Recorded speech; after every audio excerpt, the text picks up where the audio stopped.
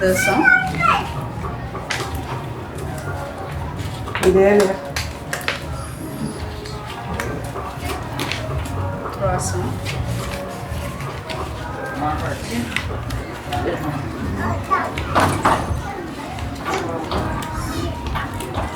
400.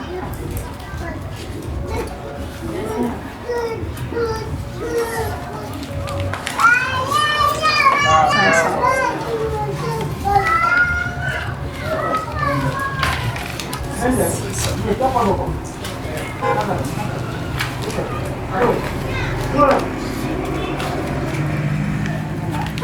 Donc c'est 600 000 pour Sokhna Mbaye. Tay 600 000 la ñuy joxe. 600 000 Sokhna Mbaye. 600 000.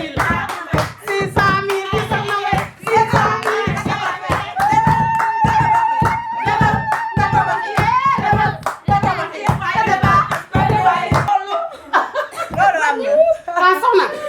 waaw li ma wax fii rek yàlla na sedd guy yàlla ngeen ci tabax dëkk ba mu ràpp ngeen di beesalaat di kattanu suñu borom yàlla ko yàlla def kontaan nañ yéen tam yàlla yombal leen fay bi daraja Seydina Muhammad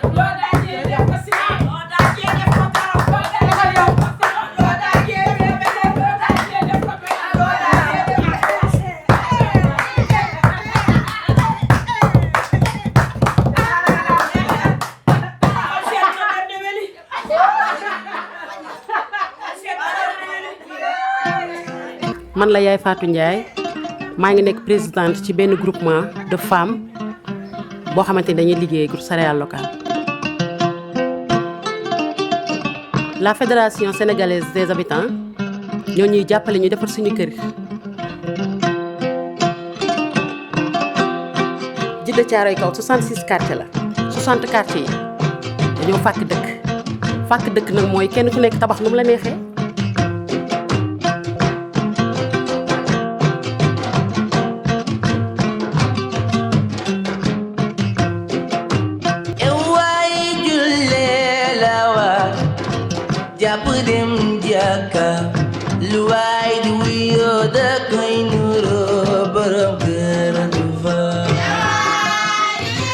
man sama famille ñi ngi fi ñëw en 1963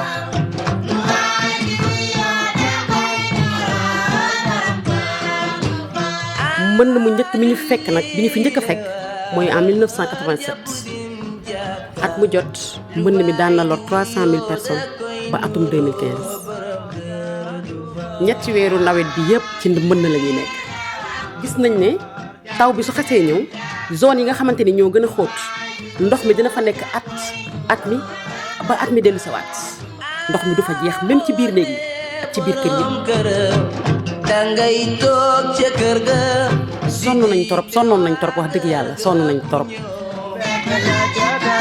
la am naagolu waay di wuyoo da koy nuroo borom kër li ëppoon ci population bi amuñu woon moyens yi nga xamante ni moo waroon a tax ñu am kër yu bari neexatu la dëkk yii abandonné nañu leen ndax mbënn mi boo dee borom kër te doo tëdd waxtu jabar wax nga ni maa tey boole door ak i saaga te doo dundal boo doyee lu waay di wuyoo da koy nuroo. Voilà, je m'appelle Djibril Diallo. J'habite ce quartier qui est le quartier de Mousdalifa. Je suis quelqu'un qui s'active dans le mouvement associatif depuis plus de 40 ans maintenant. Je militais dans les associations sportives et culturelles qu'on appelle ASC. Donc en 1987, j'étais un président d'ASC. Revenant des entraînements, on a trouvé notre quartier complètement sous les eaux. Ça m'a bouleversé. Je me suis dit qu'en fait, il faut s'engager dans cette affaire-là, lutter contre ces inondations. Le collectif des associations pour le développement de Djiddah Thiaroye Kaw regroupe 23 associations communautaires de base. Jusqu'à présent, on s'active dans le domaine du développement local. Normalement, c'est des sites inhabitables. Personne ne devait y habiter. Mais l'État s'est laissé faire. Les gens sont habités. On voit que en fait, le quartier est dans une cuvette. Donc il faut faire des élévations, des constructions en hauteur. C'est son 5e camion. Vous verrez comment il rame.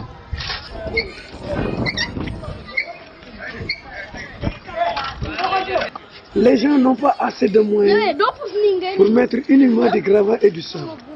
Alors ils préfèrent acheter la serre d'ordures ménagères à 500 francs, alors jusqu'à arriver à remblayer l'ensemble du terrain. Ça devient à peu près du compost. Cette pompe là-bas, il est là-bas. Alors on a dépensé au beaucoup moins, d'argent, mais je ne sais pas combien de centaines de mille. Ouais. Mais jusqu'à présent en vain.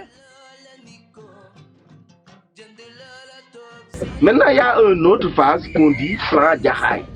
C'est de construire des maisons et de nous donner aux sinistrés. Ils ont dit 1000 logements. Donc rien qu'à Djiddah Thiaroye Kao, on peut occuper le plan Jaxaay. Mais ce n'est pas Djiddah Thiaroye Kao seulement qui est inondé. Nous sommes 16 communes d'arrondissement. La totalité des 16 communes d'arrondissement sont dans de l'eau.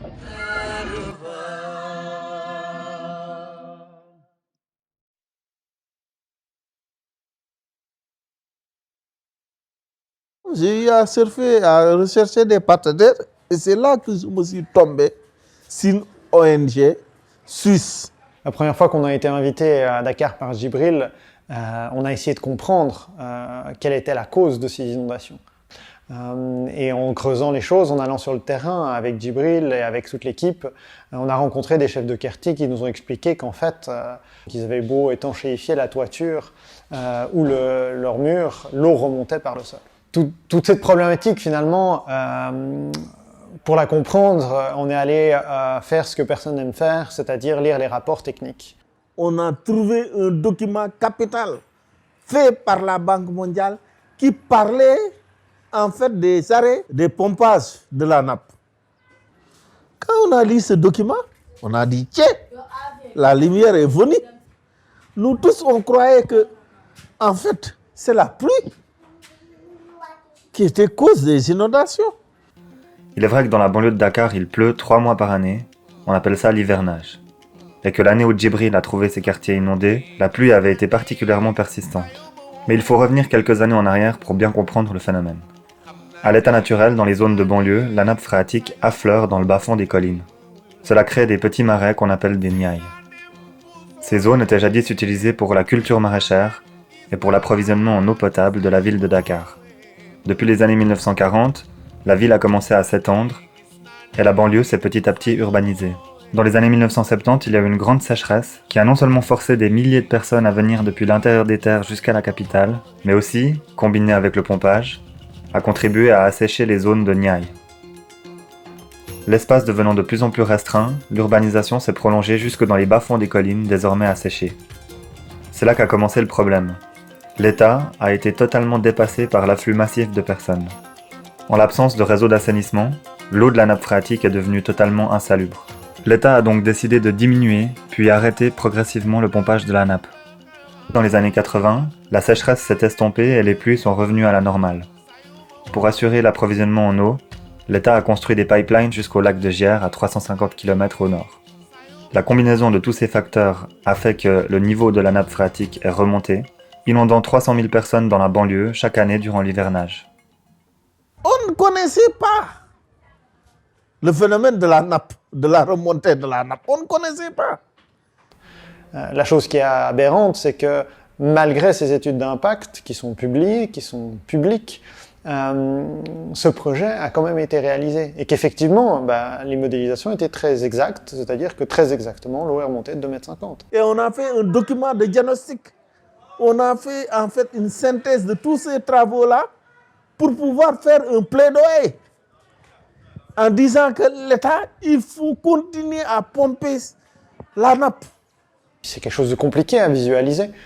C'est la raison pour laquelle on a fabriqué une maquette inondable de la banlieue. Et puis, on a essayé de s'entourer d'experts Grâce à un de ces experts, on a organisé un séminaire au conseil régional. On s'est entouré de différentes universités, avec l'université de Dakar, avec l'école polytechnique de Lausanne, l'université de Lausanne, les ponts et chaussées à Paris. On a finalement regroupé un groupe très solide qui a pu appuyer sur ces études techniques. Donc quelque part, le noyau dur de ce projet, il s'est créé par la rencontre entre un militant associatif de ces quartiers inondés, qui est Djibril Diallo, et un expert en urbanisme, qui est Papa Keita, qui se sont mis ensemble pour créer à la fois un groupe de support technique qui est devenu Urbasen et un groupe d'habitants organisé qui est devenu la Fédération sénégalaise des habitants. L'État a généralement servi un discours, c'est que les populations ne devaient pas être là. Ce qui est vrai, les populations ne devaient pas être là, mais il faut aussi dire que cette responsabilité, elle est partagée. Parce que pendant une période quand même assez longue, il y a eu un laisser-faire. L'État a laissé ses populations s'installer au fur et à mesure jusqu'à créer autour de la capitale donc, de très très grandes villes. Et ce sont ces villes aujourd'hui incontrôlables donc, qui ont été le plus souvent impactées par ces inondations-là. Je crois que l'idée maintenant, ce n'est plus de dire aux populations « partez, vous ne devriez pas être là » parce que les populations sont déjà là. Je crois que maintenant, il faut être intelligent et travailler à trouver en tout cas des formules qui permettraient à ces populations donc, de rester, d'habiter dignement, parce que ce sont aussi des citoyens comme tous les autres citoyens.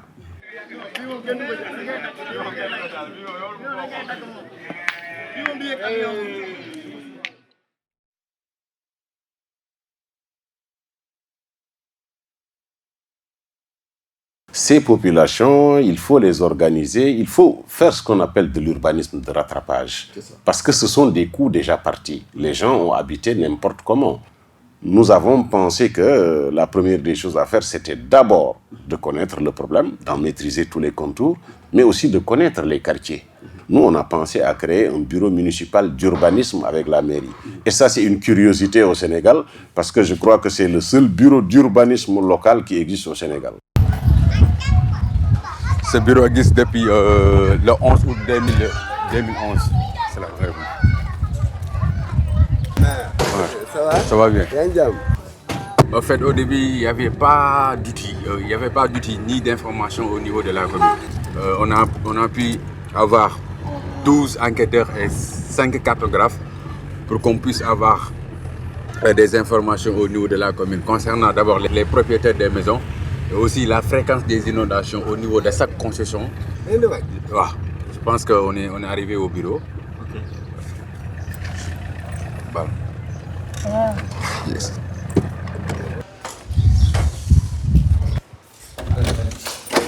On est arrivé au bureau. On avait au début une carte qui datait de 1996. On a fait géoréférencier ces données sur Google pour qu'on puisse avoir aujourd'hui une interface qui nous permet d'avoir au moins un système d'information géographique pour la commune de Djeddah Thiaroye Kao.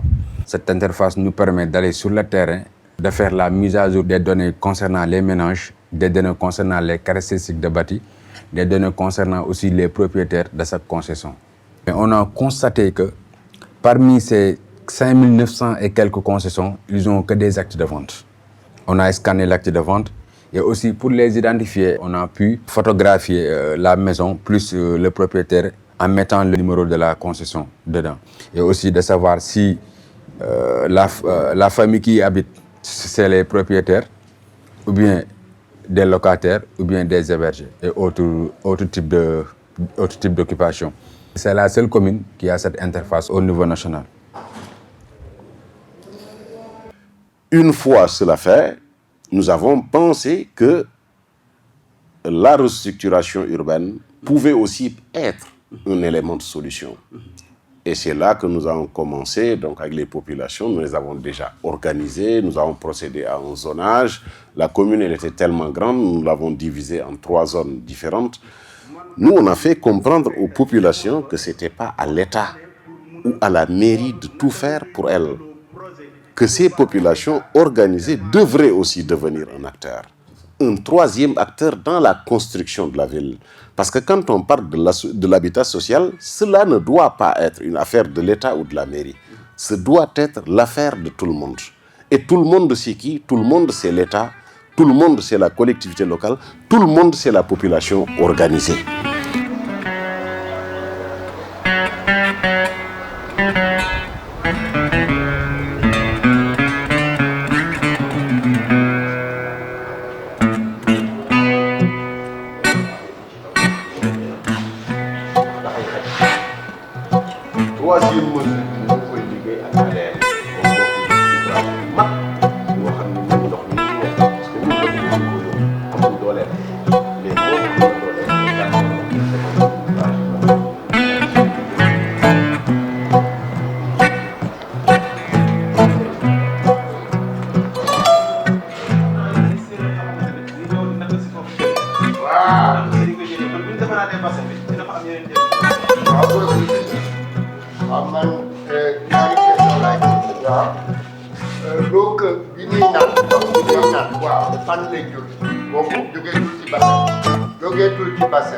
Mais est-ce que les cultivateurs, les maraîchers, mën nga leen defal bassin eau yi nga xamee ni moom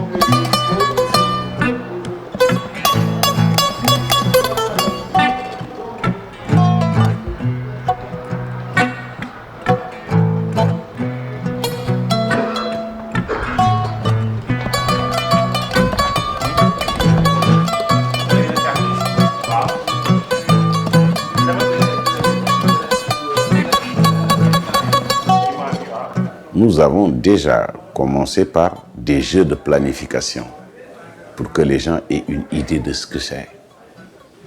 Ces jeux de planification ont permis de faire des participants, des urbanistes en herbe.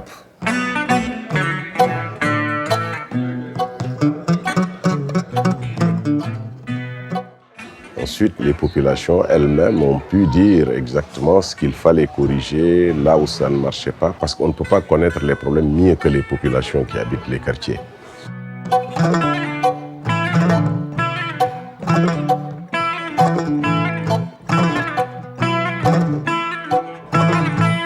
Et vous voyez, les gens s'empressaient de dire « Ah, voilà ma maison.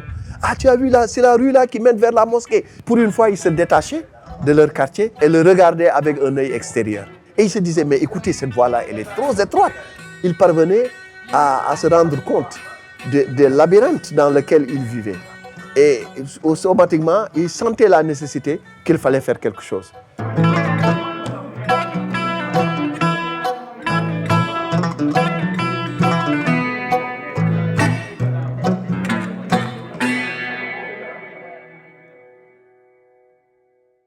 Urba DTK n'a pas attendu que l'État paie des études, que l'État paie cher des consultants, que l'État paie des bureaux d'études. Les populations se sont organisées, ont trouvé leurs propres experts qui les ont accompagnés et aujourd'hui on fait tout le travail. Urba DTK, c'est un projet ficelé, c'est un projet prêt à être mis en œuvre. Il reste maintenant pas mal d'infrastructures qu'il faudrait financer. Peut-être que la mairie, suivant ses moyens, pourra peut-être faire quelque chose. On sait que nos mairies ne sont pas très nantis. Mais quand tu frappes à la porte, par exemple, du gouvernement ou de la mairie, en disant, on aimerait avec vous faire ça dans le quartier, et voilà ce que nous pouvons apporter. Ça, je crois que la mairie, comme l'État, ils vont bien aimer. Lors d'un séminaire qu'on organisait dans la banlieue, un jour, on a eu la visite des voitures du président qui sont venues simplement nous chercher au milieu du séminaire, qui nous ont embarqués jusqu'au palais présidentiel face à ce qui était donc Abdoulaye Wade à l'époque pour lui expliquer qu'est-ce que c'était que cette problématique des inondations. Et c'était un peu le point tournant de 3 ans de lobby qui nous ont amenés simplement à essayer de convaincre les gens que non, c'était pas simplement les pluies ou un problème sur lequel on n'avait aucune prise, mais que c'était un problème qui était solutionnable dans la mesure où on avait déjà réalisé toutes les études techniques et ce travail a été finalement couronné de succès après 3 ans. par la reprise des forages de Tiaroy qui s'est réalisée et qui a permis de sortir finalement ces quartiers des inondations. Donc aujourd'hui, on peut dire que la vie dans ces quartiers peut reprendre.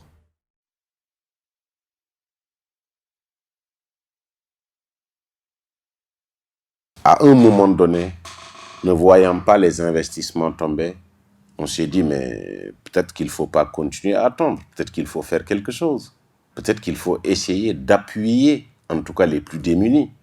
Parce que dans pas mal d'habitations étaient abandonnées. Les gens étaient partis. Mais partis où? Partis peut-être pour rencontrer des problèmes encore plus sérieux.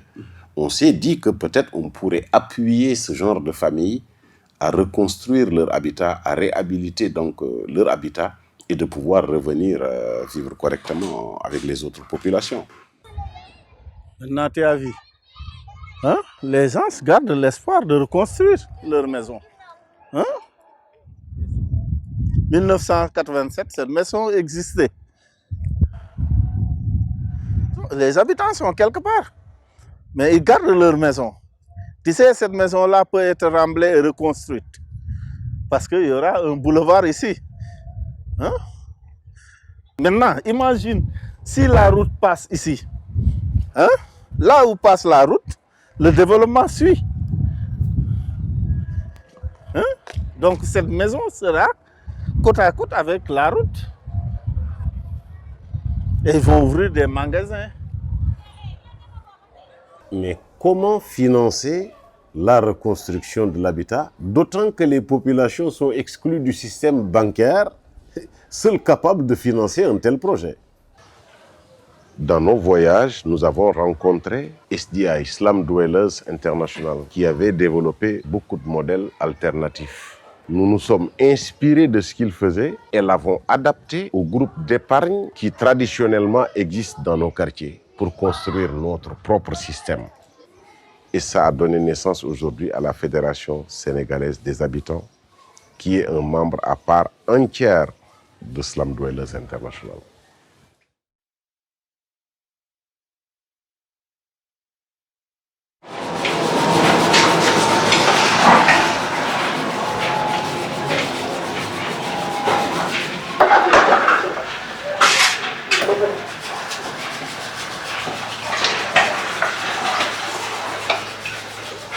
defar rek waaw ba mu baax gis nga ko nii maam Jaara Buso yaay Xaadim Rasuul moo ne ci dugub ji di lay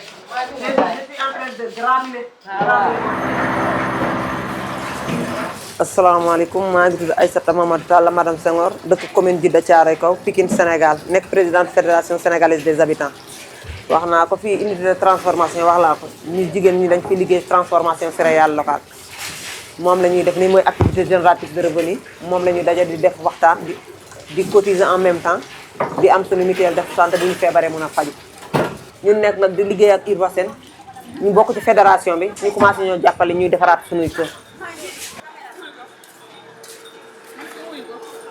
ma dem si waat rek maa ngi leen di gërëm di leen sant comme ni ngeen ko waxee rek loolu ci ponk yi la fédération bi nag dama leen xamal ne du benn ponk rek mais ñeenti ponk la fédération bi lu njëkk mooy ndenc xam nga yéen a ngi cotiser denc waaye xam nga ne tudd leen te loolu nag mooy base ñaareel bi mooy defaraat sa dëkkuwaay pour mu ne comme ni ngeen ko waxee léegi améliorer sa cadre de vie ñetteel bi mooy maanaam weccante xalaat sama mbootaay ñu waxtaan ak seen mbootaay ñu weccante xalaat am na loo xam Kumba ci am ci létt te man sama nit ka léegi mu ngi commencé ñoŋ-ñoŋal ci létt nga jàppale ko mu am ci xam-xam man maa ngay mooñ cere fekk yow am nga say nit war a mooñ cere ñu ñëw jàppale la léegi ñeenteel bi lan mooy lan la mooy collecte de données mooy juróom-benn weer yu ne dinañu assumé wala mareet mi dina leen woo di leen laaj lan mooy fédération ñaata nit moom bokk ci fédération bi ndax cotisation bi ngi jox ak lan la loolu lu nekk membre bu nekk war ngaa xam loolu mooy fédération bi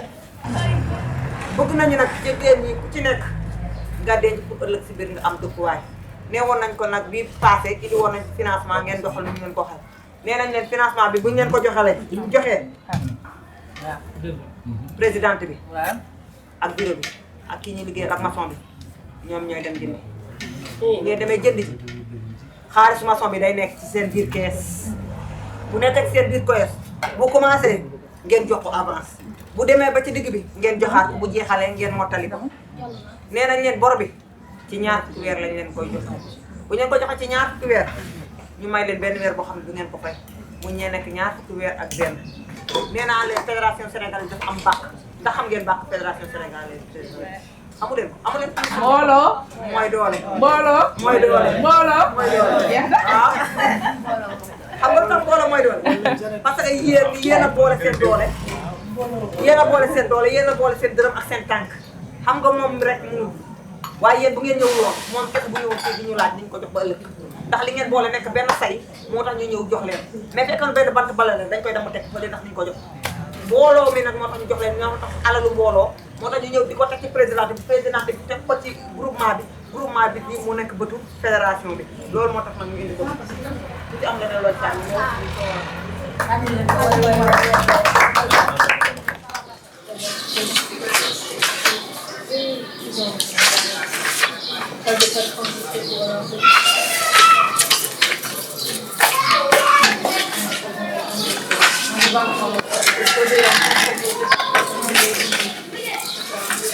ba mu jeex nañu tagale ñaar bu fekkee ne nga benn la ndox bi dafay seet mais mélange bi yëpp benn la benn nag saabu ciment ba dañuy def ak ñaari bourre ci suuf ak ñetti yu béton ak ñetti siyowu ndox moom mi la ñuy mélanger brique plein creux ak léegi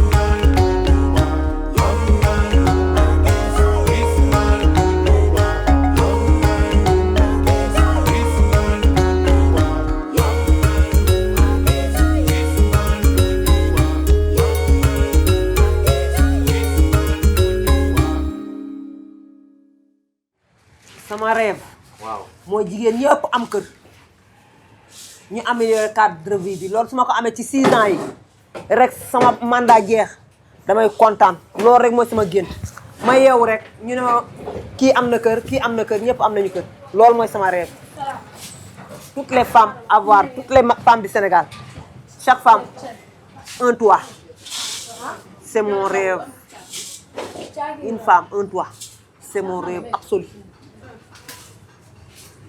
Urbasen fédération sénégalaise jërë ngeen jëf yéen yéen ñi dugg ci banlieue bi xool li ñu metti yéen bëgg ñu koo fajal yal na seen tànk gudd lu ma la jox yaay jox naa la 400 téeméer ca junni ya muy 500. muy 500000. waaw téeméer ak fukk. téeméer ak ñaar fukk ca junni ya. loo daal di ñu def ko ciment. loo daal di ñu def ko karo. ak sa kër tawax ba mu neex nga nekk sa njaboot. xanaa neex. lakk nga dëkk bi ak caw xanaa neex. xanaa neex. lakk nga dëkk bi xanaa neex. ba giir gi sax di ko toj. lii kenn du si koo gis. waaye jugal waaye defar lii ba mu neex waay.